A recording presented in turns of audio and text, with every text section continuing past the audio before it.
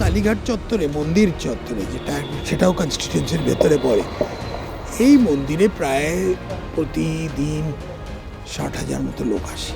আর কোনো কোনো উৎসবের দিন বা কোনো কোনো পুজোর দিন সেগুলো তো আরো ডবল হয়ে যায়।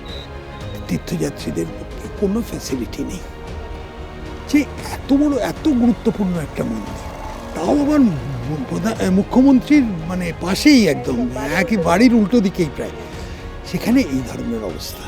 আমার মনে হয় উনি কি 11 মাস কলকাতায় থাকেন না। ঘটনা হচ্ছে কালীঘাটের মতো পুরনো জায়গায় মমতা বন্দ্যোপাধ্যায় বলে সম্ভব হয়েছে ওই স্কাইওয়াক থেকে শুরু করে আর মন্দিরের ওই সংস্কার। এটা বোধহয় এর আগে ভারতবর্ষে পশ্চিমবাংলায় অনেকেই এসছেন, কালীঘাট মন্দির নিয়ে কেউ ভাবেননি, একমাত্র মমতাই বলেছে। ওনার প্রশ্ন ছিল এত হিন্দুদের নাম কেন বাদ গেছে।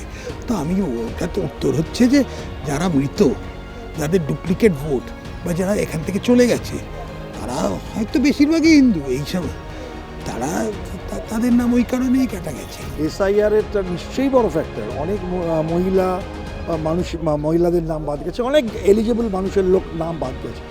তা নিয়ে তো আমাদেরই এক দল একমাত্র যারা মমতা বন্দ্যোপাধ্যায় সুপ্রিম কোর্টের দিকে আছেন, আমাদের কর্মীরা 4 নভেম্বর থেকে লড়াই করছেন।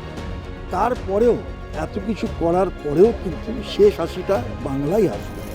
ওনার ব্যক্তিগত ফাইন্যান্সিয়াল কি করছেন না করছেন, ইডির সঙ্গে কি তার সম্পর্ক আমি জানি না। আমি যেটা মনে করি যে রাজনীতি আমার কাছে কোনো ব্যবসা না, রাজনীতির একটা আলাদা ওই আদর্শিক কারণে চেয়েছে, এবং তৃণমূল কংগ্রেসের অন্য ভ্যালিউ সিস্টেম হতে পারে, কিন্তু আমি তাও বলে যাচ্ছি যে ওটা হচ্ছে ওনার এবং ইডির সঙ্গে একটা দ্বন্দ্ব, এটার সঙ্গে রাজনৈতিকভাবে আমার কোনো সম্পর্ক নেই। তবে আমি সবাইকে সম্মান দিয়ে বলছি, এটা লড়াই, রাজনৈতিক লড়াই, কোনো প্রার্থীর সঙ্গে আমার লড়াই নেই। দলের সঙ্গে দলের লড়াই, আদর্শের সঙ্গে আদর্শের লড়াই। মানুষ যে আদর্শটাকে গ্রহণ করবে তারাই থাকবে।